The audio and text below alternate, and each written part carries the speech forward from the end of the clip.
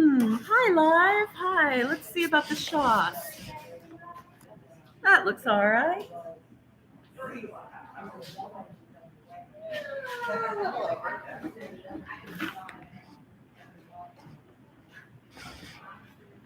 Maybe right there. That's okay. Cool. Didn't really follow the rule of thirds today, but that's all right.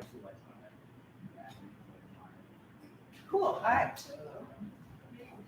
Hello. Oh. Welcome to Poetry in the Brew. Y'all give yourselves a hand for being awesome and supporting local arts.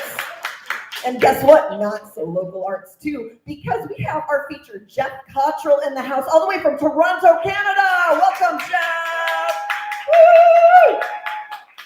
A Zoom fame, and here we are live and in person. We are streaming on our Patreon. Welcome and thank you. Thank you to all the patrons who make this possible, especially impresario extraordinaires Bonnie Soloway, Rhoda Thomas, and Katie Thompson. I'm Christine Hall. I'm your host. We have been doing this in this space. It'll be 11 years this year. I've been doing it 7. We want to give extra special thanks to Patrick and the Portland Brew East crew. Thank you. They stay open late just for us, so make sure you tip them your thanks in cash downstairs. For this part up here, we have a $5 suggested cover. You can drop that in the bucket there, or there's some other ways to pay, Venmo or Cash App or PayPal. There's also a Patreon, as I mentioned, and you can catch archives of the live streams and some other perks there. Now, we're going to get started with the open mic in just a moment. But what I'm going to say first is I went to a vigil for Palestine today. I am an anti-Zionist, pro-Palestine person of Jewish origin. And an artist friend of mine, Ali Al-Shir, asked me to write a poem for this. And so we were down on the public square at the courthouse, and it was a beautiful event, and there were several speakers, and this is what I shared. A home like Mama used to make. Stick a fork in me. I'm done. I just don't know how I can go on. My people are hypocrites, perpetrating the same atrocities that were done to them, or should I say us? Even though I don't feel connected, I know we're all one. Hey people, don't you know genocide is wrong? There isn't any euphemism or intellectual contortion or historical context to alleviate the war crimes we do and we've done, the daily brutalities, the imperialist cruelties, and you want me to hope for something more than the end to all of it?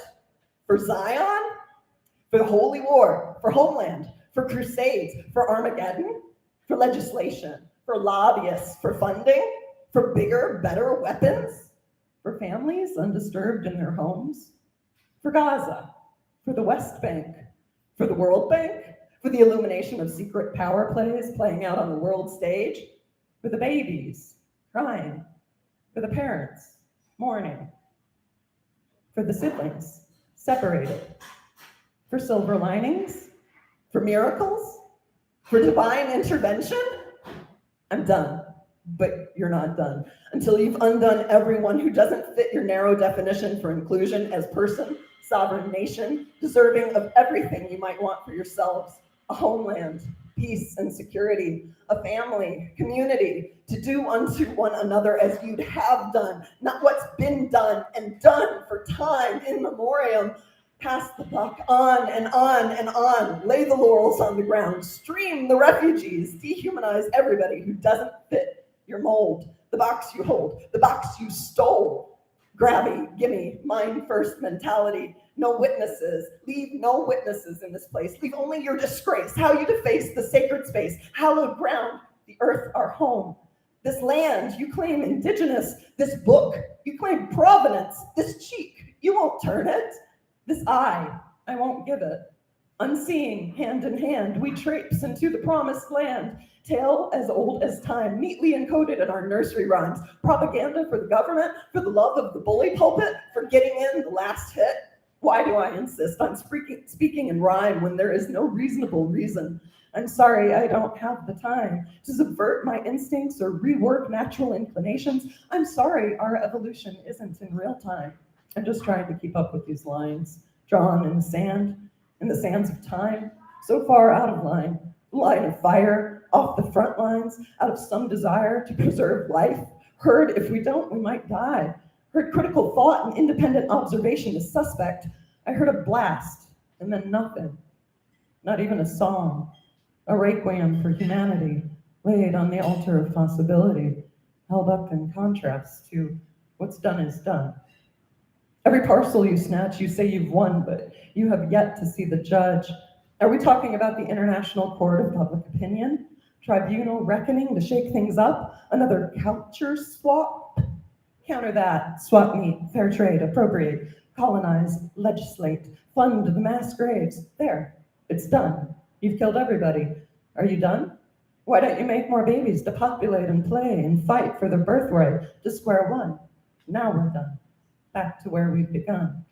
Are we ever going to learn or just keep traipsing unseen over bodies that once called this home? Are we going to keep playing follow the leader, playing war games, mediating, indoctrinating, manipulating narratives to tell the story of the winners, the victim-blaming, victim-claiming victors? I did not come to play. I came here to say, let my people go home. Let my people not be thrown out onto the street, laid out in the streets, taking beatings, never missing a beat, in pursuit of a home. Did someone say happy? In the heart still beating, in unison, a cacophony. These are my people, the ones looking to call Earth home, the ones who know we're never done. We must keep building a home in our hearts, growing to encompass everyone. There's more than enough to share when we instill healthy boundaries rather than install border walls. Let my people return evil for evil to no one. Let my people be done. Let the unholy wars go unwon. Let the people be at home.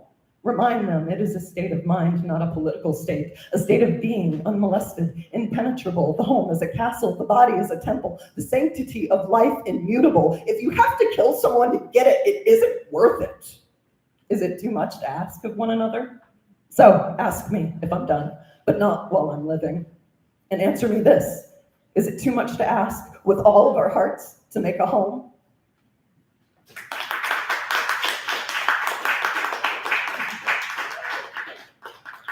Thank you all very much. Thank you for being here, bringing your poetry to share. We want to welcome our first speaker on the open mic tonight. Thank you so much, Francesca Kirkpatrick.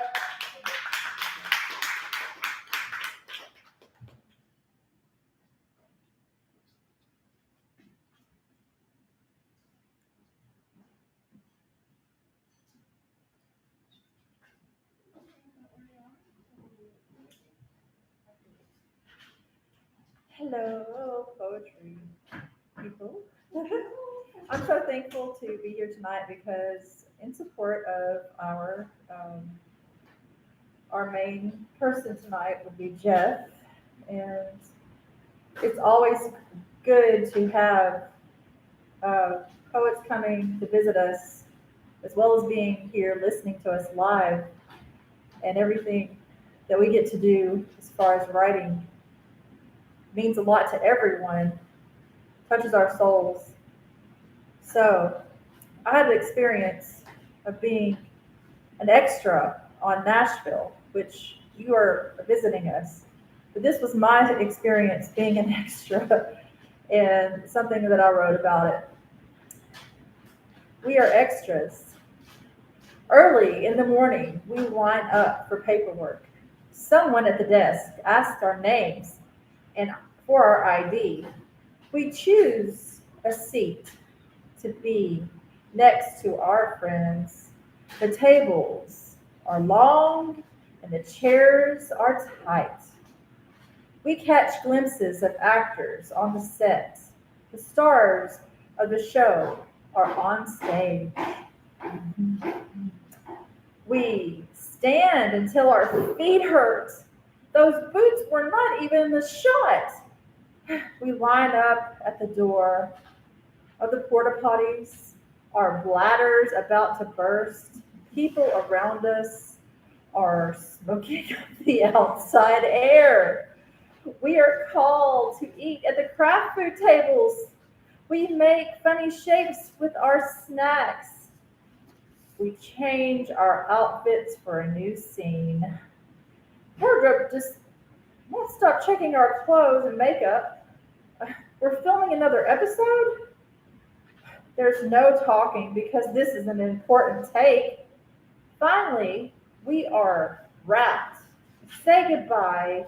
We line up, get our pink call sheets for pay, drive home wondering where the sun went. Our set was dark all day. We spent many hours filming at the stages. We are extras on a television show called Nashville. People ask, "Can I see you on TV?" That was always the question. About seeing you on TV. Yeah, right. So we actually you've seen more of us here with our Zoo poetry. And let's see. There's another one I wrote, sort of the same vein. It's pretty short. It's about film that kind of piggybacks along with this one. Silent film story. I was at Cannes when the cast of The Artist got out of the limo. No one heard any words. Soundtrack music played in the air. The actors looked like they stepped out of the silent film they were starring in. And the color, they walked up the red carpet and into the grand auditorium. The beauty of silent films came to me. Silence is golden on a silver screen when we all stop to watch the moving pictures. And this is my last one here because we just celebrated Mother's Day. And then it's kind of bittersweet because usually right after Mother's Day, for some reason, my mom ended up passing away after Mother's Day.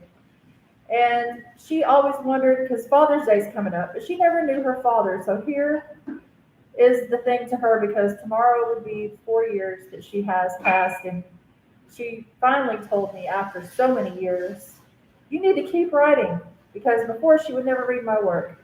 And then she sat down right as she was passing from this life to wherever she was going, and decided that it was time for me to write. Yeah, you just keep doing that. So here we go. My mother's last question. Where's my father? Born to a single mother in 1940, I slept in her bed through school. Where is my father? Memories of Grandpa fishing at the pond, a big smile across his face. Grandma rushing to brush by long curls, humming Amazing Grace. Where's my father? Thought the best thing was to marry. Turns out I found a cruel, controlling, evil man. Where is my father? One day, the evil man died of cancer. I thought I was free. Little did I know that cancer was growing inside of me. Where is my father? I knew the cancer would grow and grow. While searching for my father, I am dying to know. Where is my father? Thank you. I hope everyone remembers,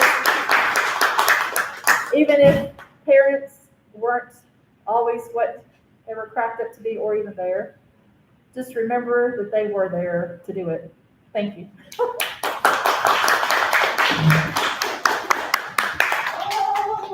Again, thank you, Francesca Kirkpatrick. Such beautiful work and art you share. So much appreciation for you. Thank you. We are next so excited to welcome back to the mic, Billy H.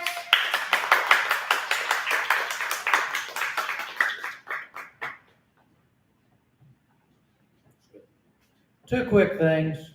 Christine, we will miss next month because the day before the event, Mary Beth is having heart surgery, which is scheduled to have about 5 weeks recovery time, but hopefully the following month we will return to you. And then the second thing is, about this time last Saturday night, I was preparing to go on stage at the Center for the Performing Arts east of Dallas at Winsboro. Christine, a few months ago when you streamed the feature I was privileged to perform here, the director of the Performing Arts Center there watched it and booked me to do a 90-minute one-man show. So well deserved, really. All of that is to your credit. Well, I mean, I'll take a little of it. You're the writer. Without this platform, none of the opportunities that are now coming my way would be possible. And I want to thank you from the bottom of my heart. Thank you for availing yourself On Friday night, they asked me to do a writer's seminar and explain how I write lyrics. And I explained to them, I don't know. I said they come to me and they come through me, but they don't come from me. And sometimes I literally have no idea of their source. They are gifts, and I receive them as such. But I did this brief piece in an attempt to offer an explanation. The birth of a song, mysterious and strange. It begins with a whisper and never with a bang. The birth of a song releases a free bird. As Flannery O'Connor said, all that rises must converge. But don't ask me to explain it. I've told you more than I know. As the cliche tends to say, you just go with the flow. And always waiting in the wings just to prove the devil wrong. Sometimes the death of a dream is the birth of a song. It's a gift of the Spirit. It's more than flesh and bone. Angels must be present at the birth of a song. Always waiting in the wings just to prove the devil wrong. Sometimes the death of a dream is the birth of a song. Miracles and milestones mark the birth of a song. Wow.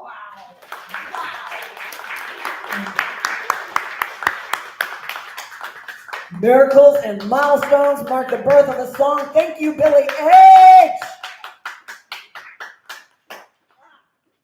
And congratulations on all the well-deserved recognition. May it spread. I know you are passing that torch to everyone who you come in contact with, and blessings on that. We are so grateful and excited to welcome back Amy Hoskins.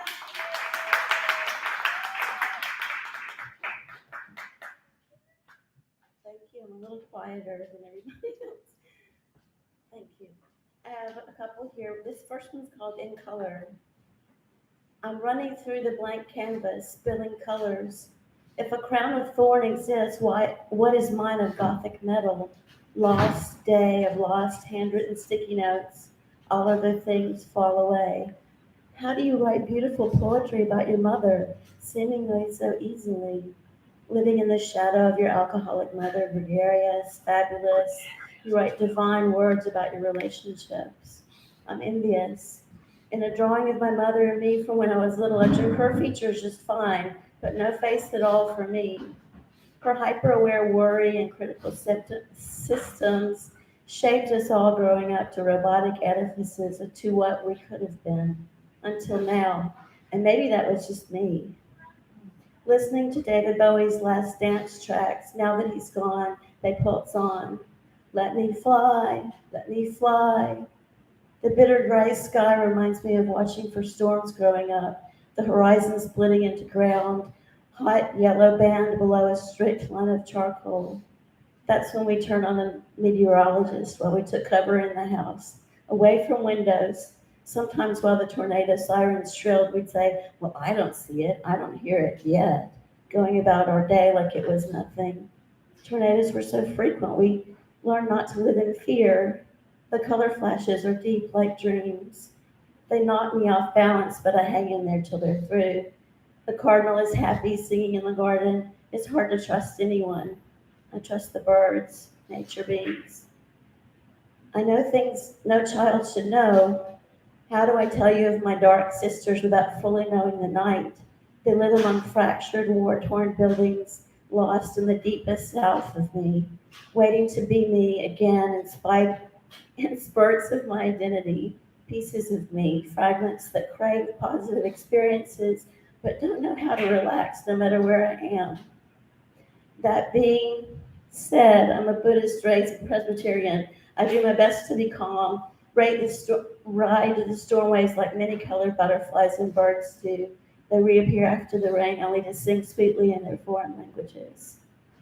I close my eyes and see a tiger angrily roaring on, alligator flexing his jaws.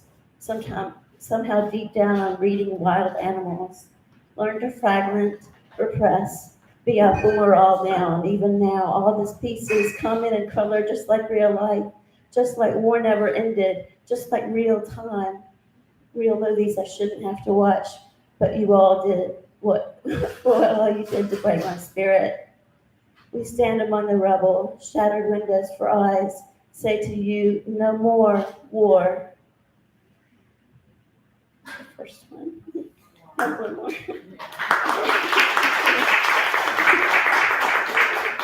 I get a little shaky. This is one from this week. It's called It's Time, and I am having trouble saying. So that's what's going on. It hurts when they lie. So-called patriots are sometimes traitors. It stings us. Tarnishes reality to have bullshit thrown at it daily. It hurts us all. To rev the engine is to have a release. It's easier to drive than think. Walk for a change. Try to get in the right frame of mind. Keep changing perspectives like lenses. Am I not what I seem to myself? Soft on the outside and deep breaths bring bitterness, grief, and relief. Ride the waves of life's up and downs with the grace of those nature beings who know how to fly, swim, float, butterflies, trees, dinosaurs, birds, and ancient fish. Smelling lilac for the first time up close, it rains like finally breathing after an attack of anxiety. Everyone gets a good drink today, not from my hand. I'm grateful. Tomato and flower seedlings, perennial, annual, roses all drink today. A deep sense of calm floats. I can see the birds in the sky without my eyes. You hurt me in my sleep each night, and I spend the night dreaming of organizing artifacts. It's Mother's Day, and it's like a dark series of welts inside. I have no children.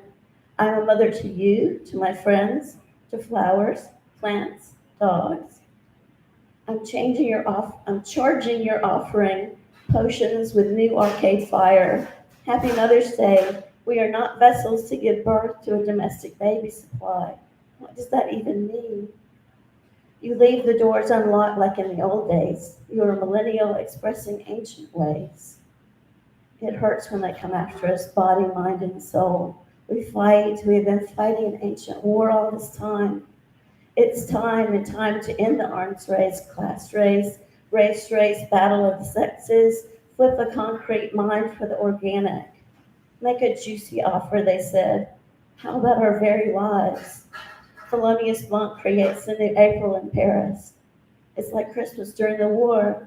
Layers of hope and despair. Hope wins. Love floats. You know what I mean? Let women lead. It's time.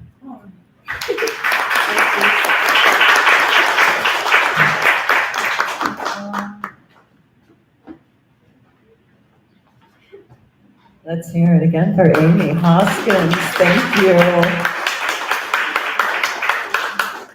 Such unfailingly palpable poetry. Wow. Yeah. All right. I can tell I'm going to be marinating all night. Goody. I am so thankful to welcome up our next poet. Thank you, Beth Marie.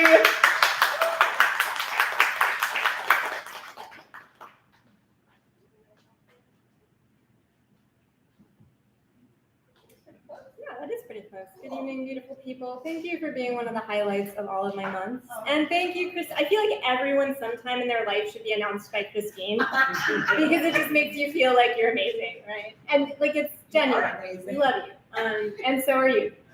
A few trigger warnings tonight. I will have a little about suicide, purity culture, messages of shame and sexuality kinds of things. So take care of yourselves, whatever that means for you.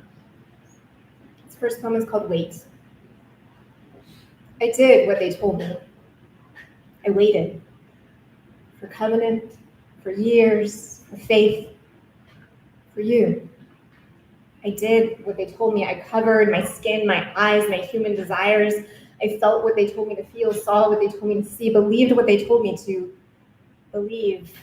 Shame, self-hatred, and meek inability to talk about these things, even to you. They didn't tell me it would be messy and awkward and painful, even after 3 years. They didn't tell me about fertility cycles or that everyone is different or it might be a good idea to get to know my own body. No, I did what they told me, and my body is as foreign to me as it is to you. They told me it was sacred, like God and the church, like heaven, like worship. I believed them. I believed I was being right, good, pure, saving myself. They never told me I might not like it or what to do if I didn't. They never told me it would take time and effort and I'd have to fight to be so strong, to keep trying and not just run away. They never told me how much I could long for something and fear it at the same time. They only said, wait.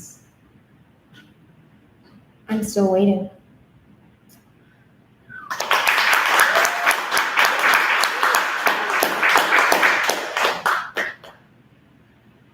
When I told her bipolar, she said, a nice girl like you? Lady, I can be nice and manic too. You know what nice girls do?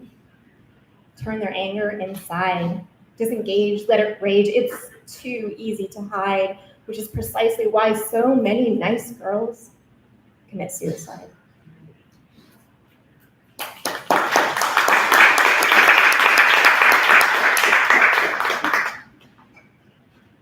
I'm not going to leave it there, y'all, because I believe in hope. This one is about old friends, and it's called Dead Poets.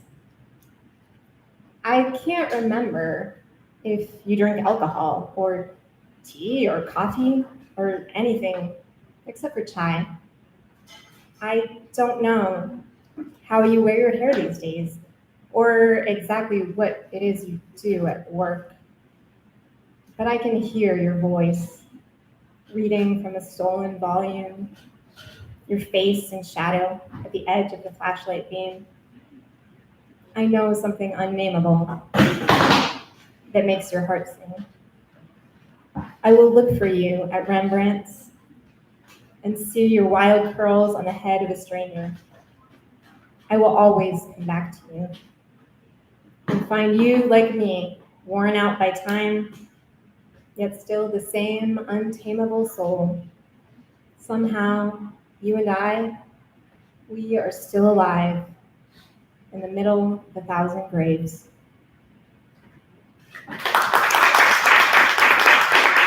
Thank you.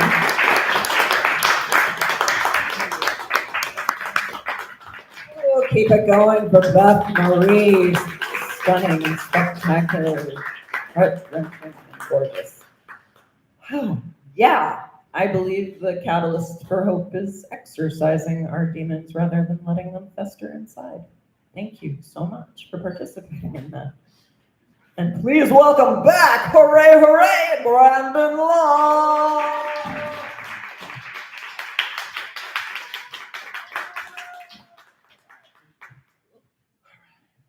Hello, everyone. So, I just have one poem for y'all today, but it's a long one. So there you go. So this poem is called Time.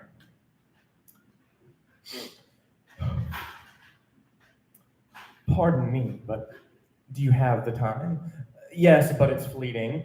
Heart is beating itself to death with impeccable timing. The day we're born, we start dying. Reckon I shouldn't be whining. I still got half my life left, minus some hairline. I'll be fine. Have some bad knees I'm in need of, spinal realignment. I wonder where the time went. A time well spent prevents resentment, so don't get sentimental. This body's only a rental. It may sound mental, but I don't subscribe to this time's a wasting vibe, putting the fear in me. So I have contrived the diatribe against this temporal tyranny. Who says we owe our ass to the calendar? That's so passé. It's a blasphemy to refer to the past for me. And neither do I believe in any future. Time heals all wounds with sutures. Time's an archaic artifice, the most primitive part of us, well worthy of scorn. I'm not late for work. I was on time the day I was born. I'm torn between my circadian rhythm and damn alarm clocks. I'm not with them. It's a mockery. It's truly arbitrary. Are you very punctual, fully functional amongst gratuitous rules, time cards turning us into tools? How much is my life worth? Hourly. I don't let that sour me. How are we bleeding seconds profusely and choosing to go on cluelessly? Well, who needs time anyway? The very word is a malediction. It's a wealth of fiction. It's a curse set upon us since Eden. We've been heathens ever since, withering helplessly, drying out in the sun, dying just in time for one more generation. There's your virtuous patience. I feel tense. Present tense, past tense, future tense doesn't really make sense. It's a debt that's unpayable. It's a word that's unsayable. We will never see the day they call tomorrow. Sorrows undrownable in oceans of moments. I'm no longer down to count, but live in the now and own it. So, like, whose calendar are we using anyway? Is it the Gregorian? Peg the DeLorean to 88 and let's get retroactive. But don't get too fascinated with the past with those rose-colored glasses fastened to your ass end so haphazardly. There's a mastery to be attained looking back at these hindsights with 2020 clarity. There's a disparity. It embarrasses me, quite frankly, to worry my life away about a day that may never come. You know what? I'm done. From now on, every day is a date with the sun, the solstice, my hostess. Need not count my age, don't turn the page, burn it. I'm timeless. I'll unwind this tapestry of lies devised by unwise hierarchs with higher marks. And again, I ask, whose calendar are we using? Is it the Julian? Oh, the cruelty. For grouping cerulean blue sky days into grids and rigid frameworks. It's a shame. And worse than that, my brain hurts. Pain hurts way worse in past tense, and presently that makes mad sense. So gently, tell me, by whose authority is the majority of my life regimented into hours artificially, days indifferently, weeks bleakly, months bluntly, years drearily? Are you hearing me? I'm breaking out of this mental prison. I'm fleeing this penal colony we call timekeeping. We've all been following a false lighthouse. It's a false port in this storm. The norm is not normal. It's an informal chore. It's a shoreline without any safe havens. Who do we think we're saving? Everybody dies eventually. What's the point in counting the years? Fingers reaching back sentimentally, but finding no purchase here.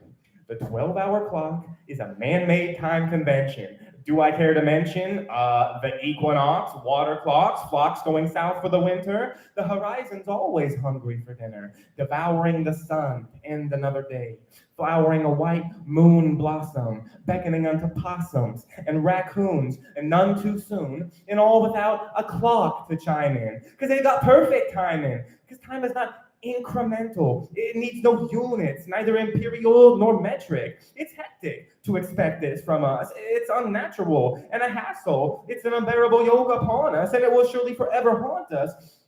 Whose eons we be on?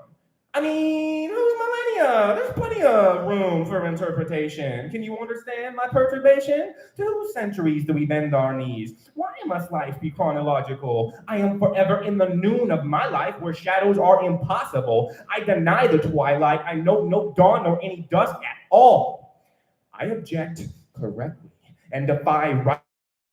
Me, I likely will die trying, and that's fine with me. I live in the moment like a spoken word, only heard aloud for an instant, then I'm gone. That's not wrong, it's righteous. We know we are but a mist, so why fight this?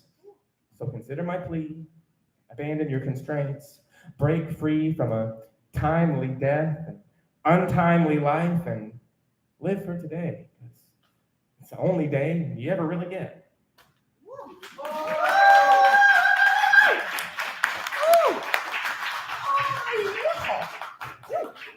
Again, and more for our August feature, Brandon Long.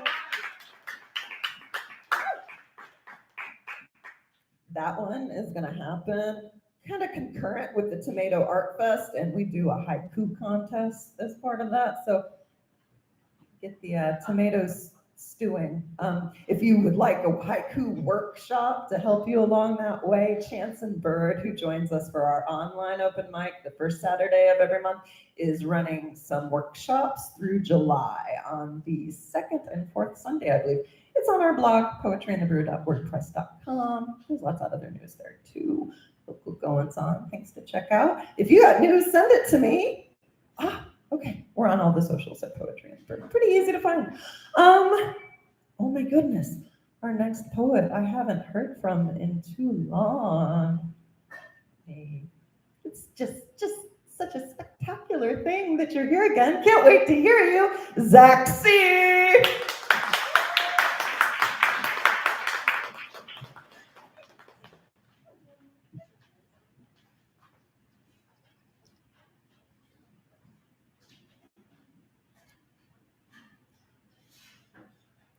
After school, some students go to slay dragons. It's easy to tell who if you look hard enough.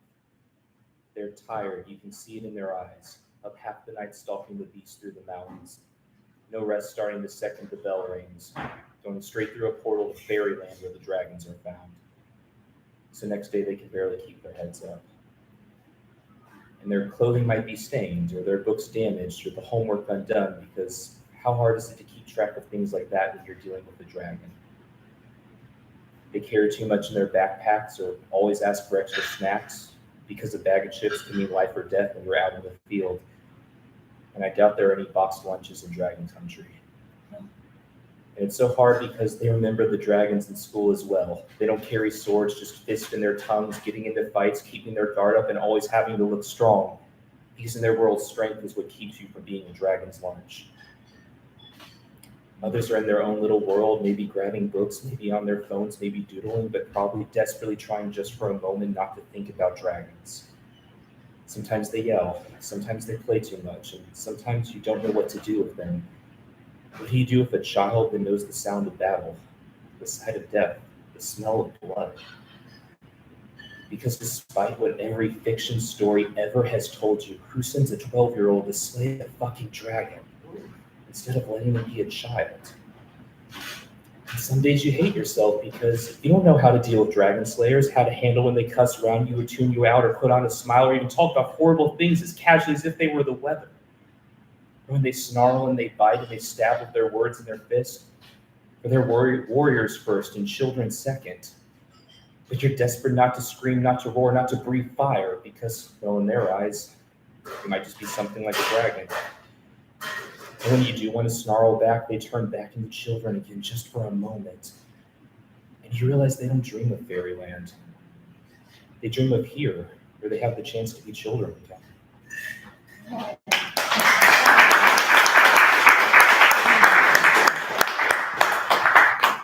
Zach C, thank you.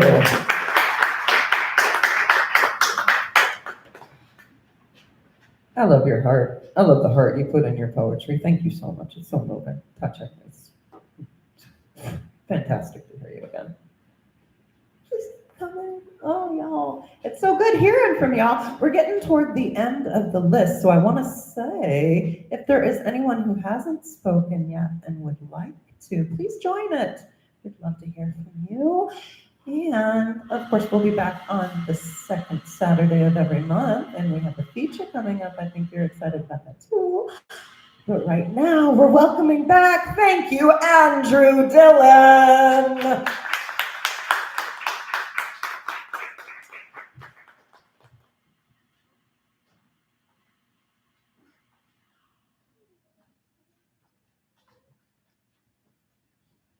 You need even more than No, I think this is good. So I feel like it's always election season in America. We never really get a rest from that. But when it's actually coming up, I feel it in my body. I'm more anxious and angry and afraid. So because of that, I've been writing more about America lately. I got a couple. I think they might be too long, so I'll just read one now. No, they're not. Okay. We haven't seen you in a while, please. So they're both. I write in a lot of series, and these two are from a series called American Condition. This is number 2, and the numbering doesn't mean anything. It's just the order I wrote them in. American Condition number 2. I wake up in a spacious recovery room to the sound of an unfamiliar alarm. And my first thought is not about my health, not about the physical pain, not wondering where my girlfriend and family are, not even what and why that alarm keeps insisting. My first thought is panic at having been placed in the private recovery room, which I am sure my insurance will not cover. A nurse enters, silences the alarm. Your heart rate is low, maybe too much anesthesia. Is my mom out there? I think they went to lunch. Lunch. The venogram was supposed to be a 20-minute procedure. What time is it? Just after 1 p.m. It's been over 3 hours. Let us know when you have to use the bathroom, as she leaves. I try to sleep. The alarm insists. I keep thinking my heart will stop. With no one around, I'll drift away alone. I know I'm being dramatic. In a country of money, they'll keep me alive and bill for the IV fluid and disposable catheter parts. I keep thinking I'll die partly because I want to die. Keep thinking my body will wither away now, that I'll lose that part of myself, the ability to exhaust my anger and depression by pushing my body to breaking, which is how I got the blood clot in the first place.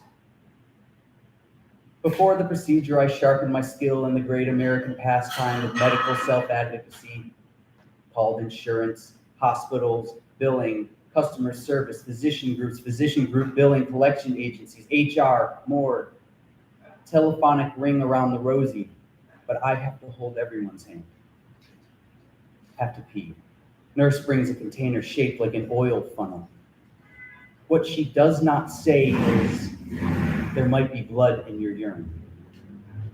Stand up, brace myself against the bed. Piss drains out in a viscous red stream, darker than wine. I start to cry, but the nurse returns, looks calm. Okay, drink some water. Explains the anti-clotting drug breaks down red blood cells. Nothing to worry about, but I have to stay until my urine clears up. Earlier, asked my surgeon, Dr. Freeman, to do anything he can to discharge me in under 24 hours so my stay can be coded as observation, not inpatient. Drink so much water, I'm throwing it up. I paid for insurance. I am not covered for anything beyond my annual checkup. Land of the free, home of the bravely uninsured working 2 jobs at the neoliberals' proud new poverty wage of $15. With no deductible, no maximum out of pocket, the staffing agency that contracts me with a Fortune 200 company rehires me so I can enroll in a more expensive plan to limit the flesh the hospital can demand. Oh, beautiful for spacious recovery rooms. I survive by paying another tax to the debt industrial complex. The VIG on my life now running.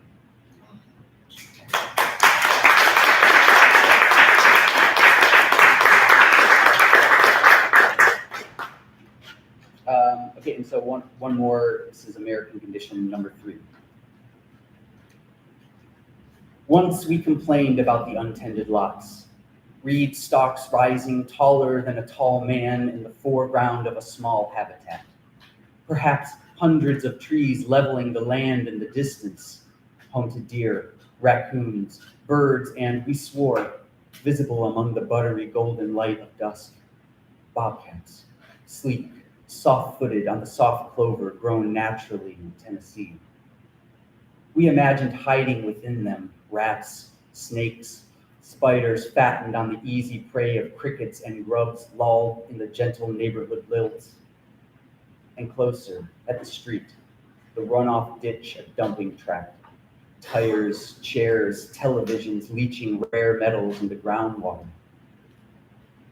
Surely there were alternatives. We were sure some family would home on the flat half-acre, sure the city would shape a park or sidewalk at least. What country is this now?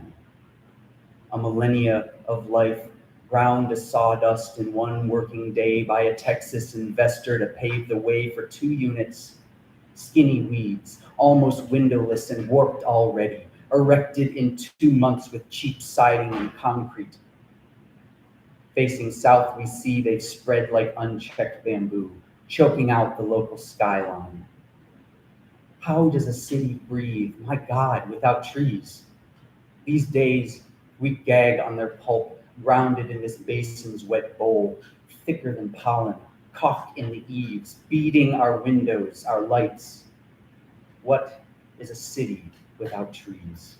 What God-ordained stewards who grow nothing but jobs, choked between roads, in whose country do we live?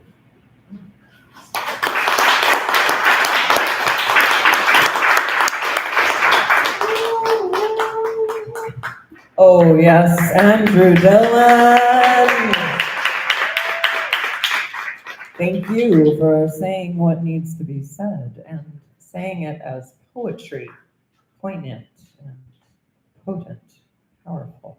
Ooh, thank you. Thank you, each and every one we've heard on the open mic. I've got one more speaker, unless somebody sneaks in on that list, and then we'll hear from our feature. It is my honor now to welcome to the mic T.C. Smith.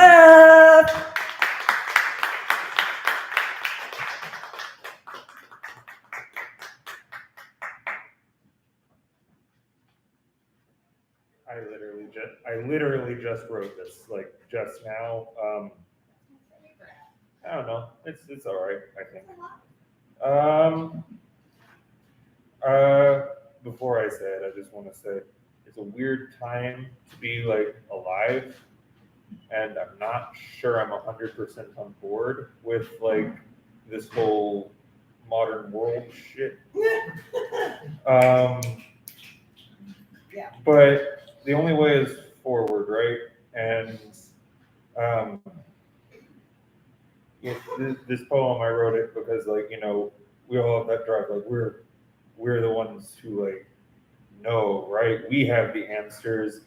Never mind that like 100-something billion people have lived, and none of them had the answers. So, and like, I mean, we are what we live in today is the legacy of that. And as I said, I'm not fully convinced on that shit. So I wrote this poem about that feeling, and it's okay. So here we go. Who is to say? I can't and wouldn't if I could. And my voice lingers ruinous legacy, conquest, brutality, glory unto the empires. If I were to give my answer, it may well be as decree. Would that not defeat the purpose? For in my heart lingers a ruinous legacy, commanding and controlling, but so often uncontrollable. A will to power, to see my will be done. After all, I want only what is best for all. And hell, I'm smart. It can be different. The failures of the past, a history inscribed on the links of a chain. I know now what they didn't. I shall forge the next link. Gleaming gold, etched with a promise, freedom and justice. But in truth, it is not mine to give. It cannot be given. It must be built and claimed by the builders. I will help how I can. Who is to say? Us. That's you. Yeah.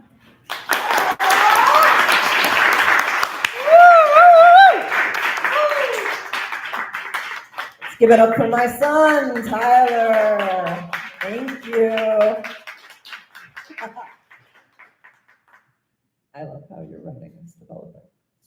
voice, and thank you for sharing that. Thank you for writing. Seriously. Thank you, each of you.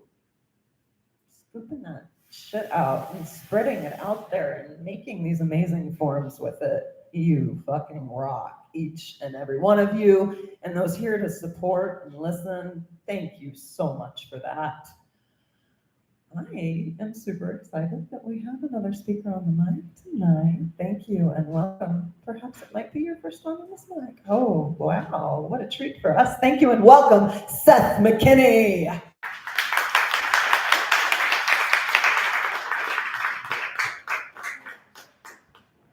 Thanks for letting me sneak in. I appreciate it.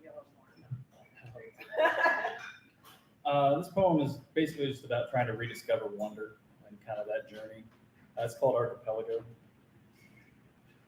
I thought, here, silence will be loudest.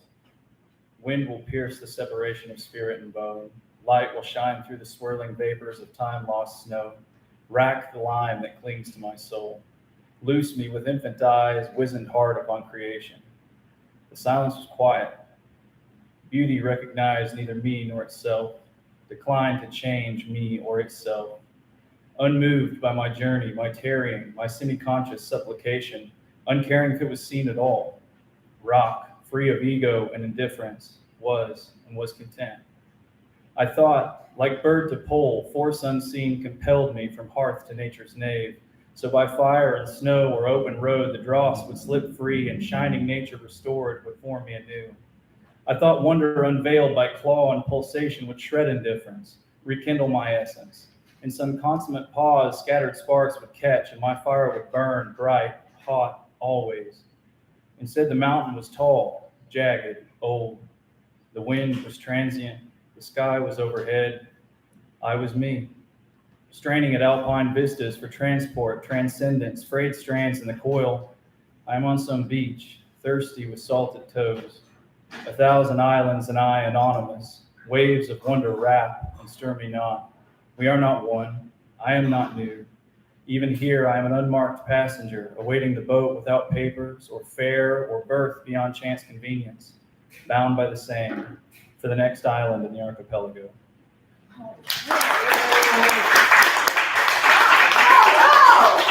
Keep it going for Seth McKinney. Well, Shui, I hope you come back again and we get to hear more from you. That was excellent.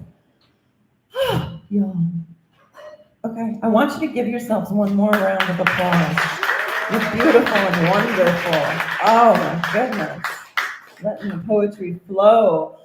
Remember, I'm going to say it now. On your way out, make sure that you tip Patrick and the crew in cash to show your thanks.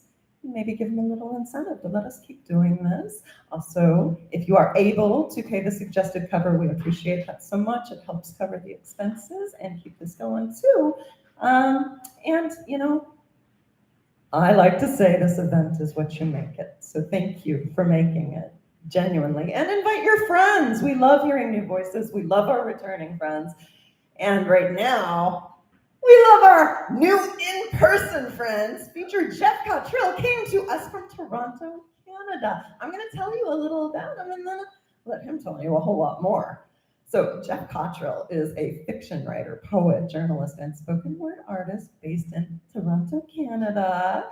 He has headlined in countless literary series throughout Canada, the US, the UK, France, and Ireland over the last 20 years. Next 20 years too. His performance style is influenced by slam conventions, but subverts them, one of my favorite words, with wit, ironic humor, and a satirical tone. He recently published Hate Story. I've been waiting to get one in person. I'm excited. And I hope you pick one up too. His 7th or 8th attempt at a first novel. Good, that's gives me hope. In his poem, This Is Not Real Poetry, is nominated for a Pushcart Prize. Congrats, yes. Jeff likes writing, go figure. Movies, travel, hey, and puppies. Oh, that's so controversial. Cannot wait to see and hear what you have to say. Thank you and welcome, Jeff Cottrill.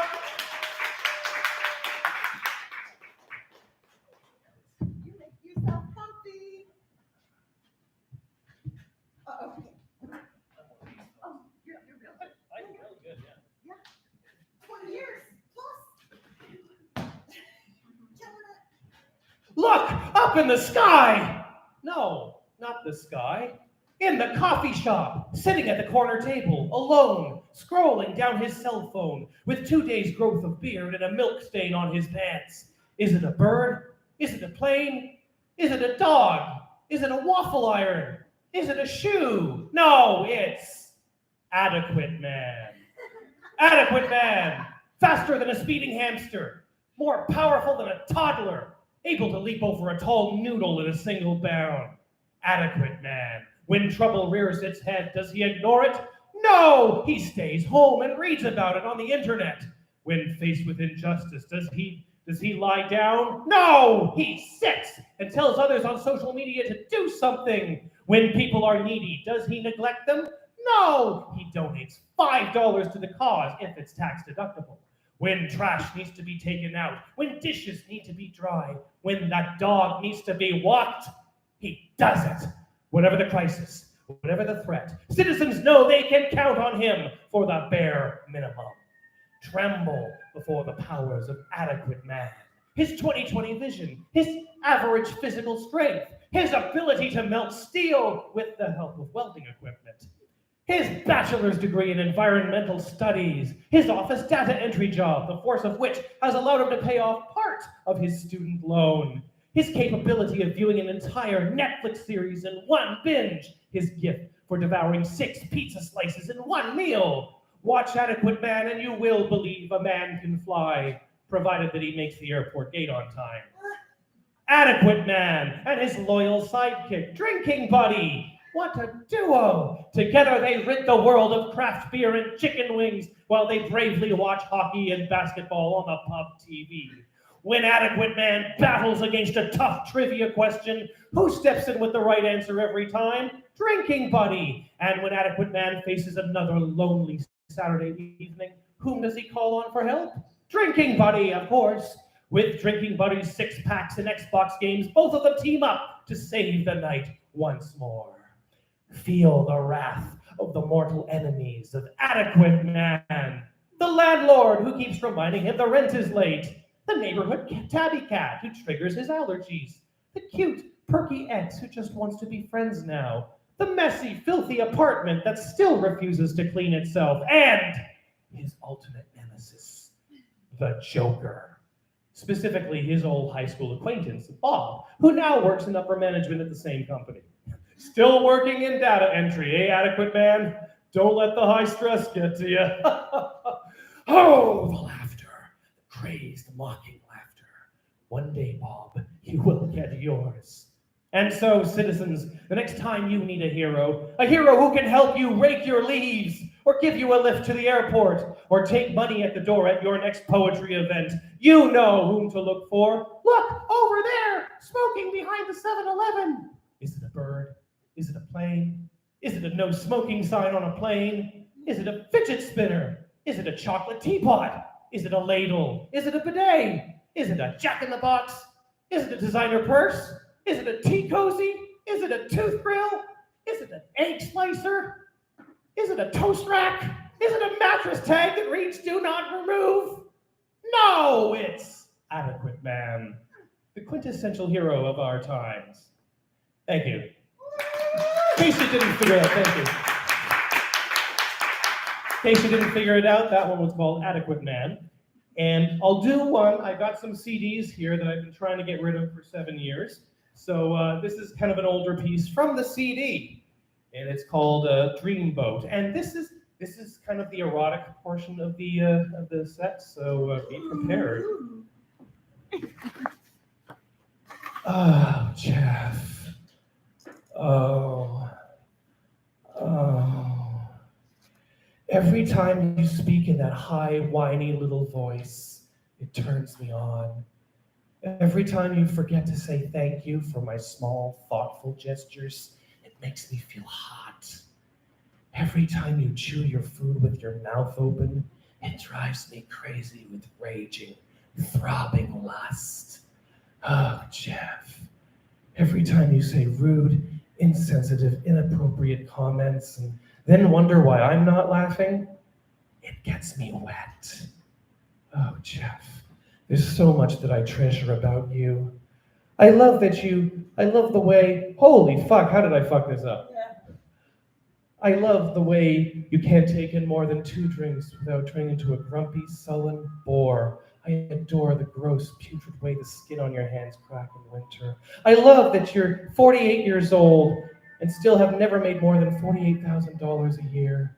There's so much I treasure about you. I revere your junk food addiction. I love that you can't take in more than 2 drinks without turning into a grumpy, sullen bore. I adore the gross, putrid way the skin on your hands cracks in winter. Pretend you didn't already hear that. I worship your perpetual acne problem. I venerate your domestic laziness.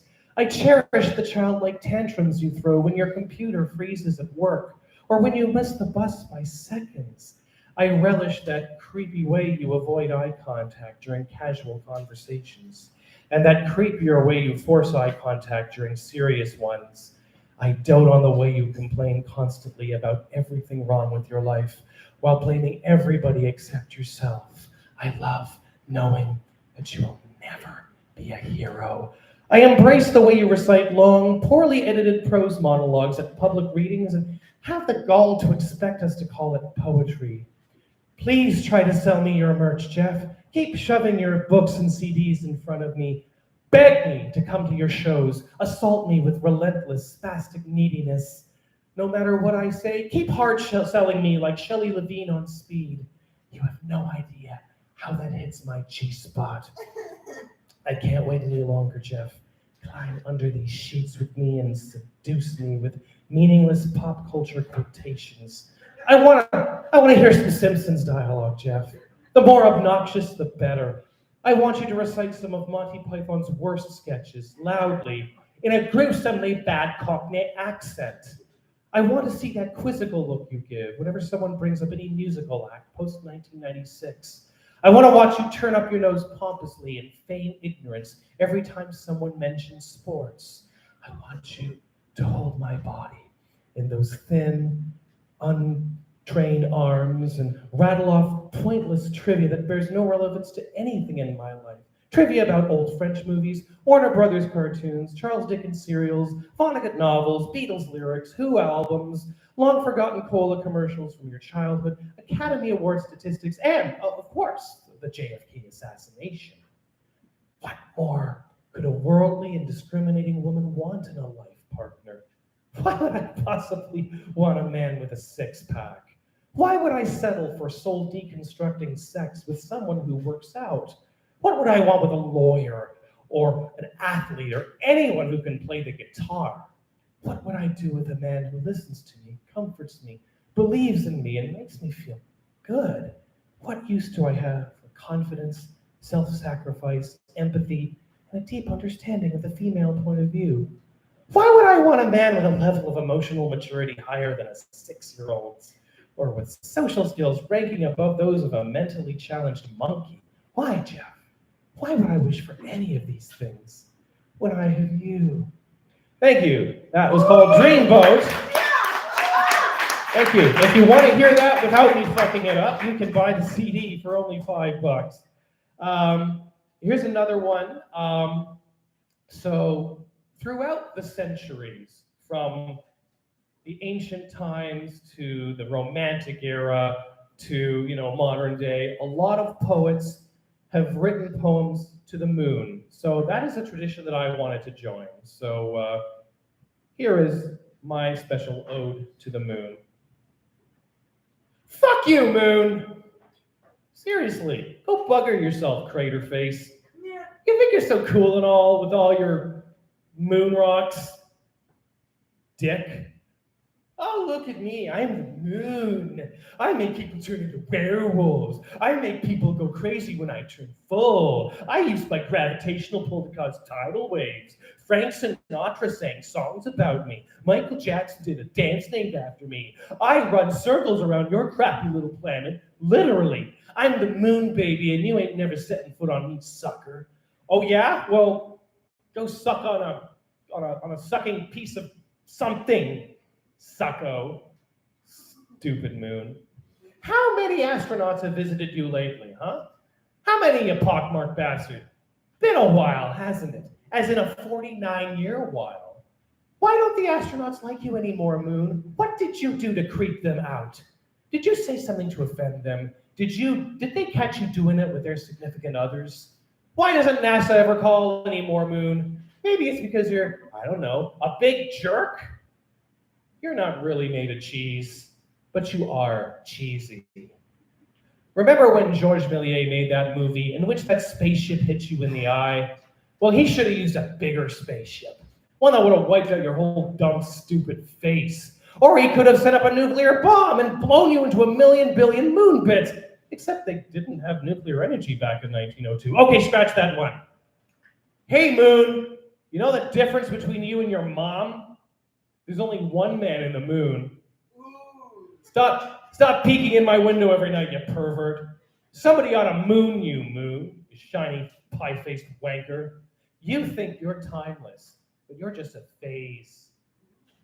Percy Shelley once wrote about you. Art thou pale for weariness of climbing heaven and gazing on the earth, wandering companionless among the stars that have a different birth? Yeah, hear that, Moon? Companionless, because who'd be your companion, you lunar loser? It's only a paper moon. You see, Moon, you're just paper. Well, scissors cuts your paper, and look at this. I've got scissors. Oh, there we go. I've got scissors, hard quality metal scissors, made out of the rock of the earth. And wait, okay, I know they say paper covers rock, but that's bullshit. Rock is strong and crushes paper too. Yeah. Stupid moon. You know that Jupiter moon Io? I hear Io's got more than 400 working volcanoes. Where are your volcanoes, Moon? I hear you used to have some pretty good ones back in the day. But now you've gotten old, Moon, and all your volcanoes have dried up into dark Maria. And there ain't no cosmic Viagra out there to bring them back. No, sir. You're a jerk, Moon. A complete knee-biter. I'm gonna send you to the moon, Moon! You sun-reflecting, tide-causing, total eclipsing, poet-inspiring, who-drumming, crater-hoarding, river-widening, flying bicycle backdrop, scenery-supplying, monolith-hiding, son of a fucking fuck-faced, fuck-headed fucker. Think about that next time you beat me at Pinochle. Thank you, that was my special ode to the moon. And for my next one, this one was pretty difficult to memorize. It's a relatively new one, so I may fuck this one up too, just a warning, but hopefully not. This one is called Salesman.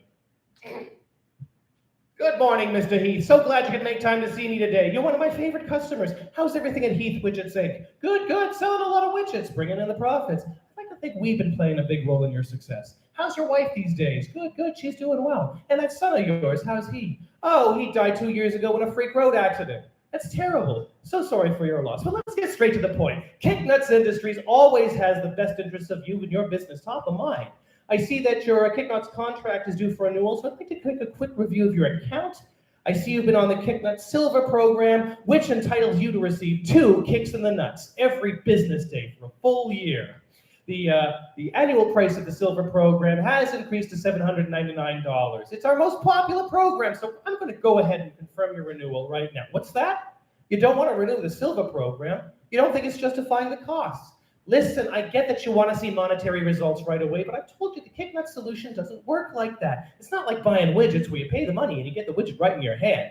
With Kicknuts Industries, we help you build brand awareness in your market, which leads to higher revenue and increased profits. That's not a quick fix. It's a process that takes time. But I'll tell you what. Have you considered upgrading to our Gold program? The Gold program entitles you to receive 4 kicks in the nuts every business day for a full year. And as it happens, we got a special on right now for the Gold program. You can have it for only $1,599 plus taxes. It's a steal, Mr. Heath, so I'm going to go ahead and confirm your upgrade right now. What's that? You don't want to upgrade to the Gold program. You're a little skeptical that it's right for your needs. Listen, I know how scary it is to make a change, but that's the part of life, Mr. Heath. You got to take risks. If you don't take risks, nothing ever evolves and your company stagnates. We're just trying to help you grow your business and fulfill your market potential with our unique talents and expertise. But I'll tell you what, as it happens, the Gold program is now available with a special offer. On top of the standard 4 kicks in the nuts every business day, we can give you 2 nipple yankings for an extra $500. Again, that's 4 kicks in the nuts and 2 nipple yankings every business day for a full year, all for a low cost of $2,099 plus taxes. It's a rare opportunity, Mr. Heath, so I'm going to go ahead and confirm your upgrade right now. What's that? You don't want to upgrade to the Gold program with extra benefits. Well, I don't know what to tell you, Mr. Heath. I'm giving you the best of the best that Kicknuts Industries has to offer. I'm giving you the kind of value added that Fortune 500 companies would kill for. But I'll tell you what, not really supposed to do this, but you are one of my favorite customers, and I'd sure like to keep this relationship going for at least another year. What I can do is arrange things down at the office so that you get our services exclusively from our finest nut kicker, Sal. I'm telling you, Sal's been in the nut kicking game for more than 30 years, and he trained with the master nut kickers in Europe and Asia. I put my complete faith in Sal. On top of that, I can offer you courtside seats at the big basketball playoff game happening next Saturday. Ah, you like sports. I should have known. A lot of people like sports. Well, maybe there's more sports where that came from, Mr. Heath. So I'm going to go ahead and confirm your upgrade right now. That is 4 kicks in the nuts and 2 nipple yankings every business day for a full year, all from my guy Sal, and lots of sports tickets too, all for the unbeatable price of $3,099 plus taxes. Just sign the contract here. Beautiful. I look forward to our continued working relationship, Mr. Heath. My best wishes to your wife and your son. Good luck. Thank you. That was called Salesman. Thank you. I'm going to do one more if there's time, but I just want to remind you, that is my novel, Hate Story, that just came out in March. That's available for $15. My CD, my new book, my old CD is available for $5. And the first person who gets a free copy of this anthology that I'm in from Ireland. So how can you lose, right? But for my last bit, I'm going to say enough of that silly humor stuff. It's time for some serious literature. What do you say, serious stuff? Watch out for my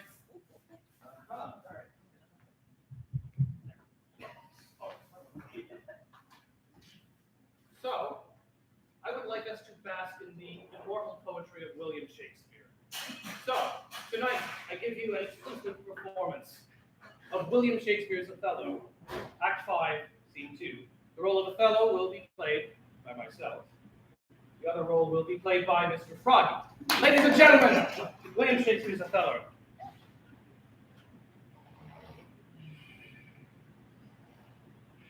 It is the cause. It is the cause, Mars. Let me not name it to you, you chaste stars. It is the cause. Put out the lights, and then put out the lights. If I quench thee, thou flaming minister, I can again thy former life restore, should I repent. But once put out thy lights, thou cunningst pattern of excelling nature, I know not where is that Promethean heat that can thy light remove. He wakes. Who's there? Othello. Have you prayed tonight, Mr. Froggy? Aye, my lord. If you bethink yourself of any crime unreconciled as yet to heaven and grace, solicit for it straight. Alack, my lord, what may you mean by this? We'll do it to be brief. I will not die. I would not kill my unprepared spirit. No, heaven forfend, I would not kill my soul. Talk you of killing? I do. Then heaven have mercy upon me. Amen with all thy heart. If you say so, I hope you will not kill me. And yet I fear you. Why I should fear, I know not. For guiltiness I know not. But yet I feel I fear. That handkerchief that I so loved and gave thee, thou gavest to Cassio. No, but my life and soul, send for the man and ask him. By heaven, I saw my handkerchief in his hand. Oh, perjured Froggy. Thou wouldst stone my heart and make me call what I intend to do a murder, which I thought a sacrifice. I saw the handkerchief. Who found it then? I never gave it him. Send for him hither, let him confess the truth. He hath confessed. What, my lord? That he hath used thee. How? Unlawfully? Aye. He will not say so. No, his mouth is stopped. Honesty Iago hath ta'en order for it. And all his hairs been lies, by great revenge hath stomach for them all. Alack, he is dead, I undone. Out, Froggy! Wish thou for him to my face. Oh, banish me, my lord. Kill me not. Down, Froggy. Kill me tomorrow. Let me live to my day if you strive. But half an hour. Being done, there is no cause. But while I say one prayer, it is too late.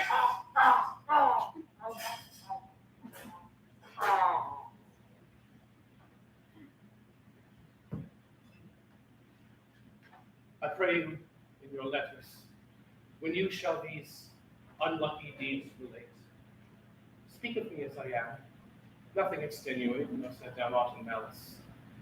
Then must you speak of one who loved, not wisely, but too well. Of one not easily jealous, but being... What noise is this? Not dead? Not yet quite dead? I that am cruel and yet merciful, I would not have thee linger in thy pain.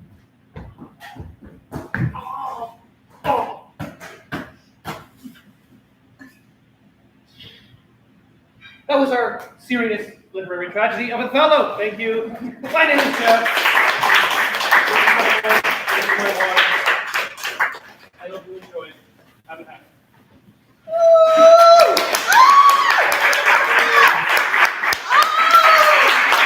That's Jeff Cottrill!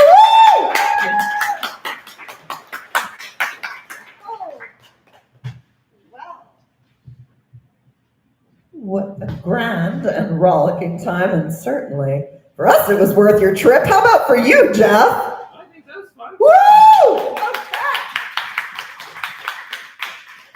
I can't wait to see more and more of you over the next week. So glad you came to Nashville. I am so glad each and every one of you came out tonight. Now, I like to check and make for certain before we close out. So anyone has something burning to say that you haven't said yet, this is an open mic. We want to make sure everybody who would like a turn gets it. We good? Okay, we're here the second Saturday of every month. Thank you so much, Portland Brew East. Everyone, remember that cash tip for Patrick and the crew and our cover. If you are able to do that, we so appreciate. No shame either way. And, well, if you want to join us online, we're there the first Saturday of every month now. And we've got other events coming up, so just check us out. And if you've got one you want us to know, please let us know about it. Again, I'm your host, Christine Hall. I appreciate each and every one of you. I celebrate your artistic expressions. And yeah, carry them forth, spread it far and wide. Have a beautiful month. Y'all have a good night.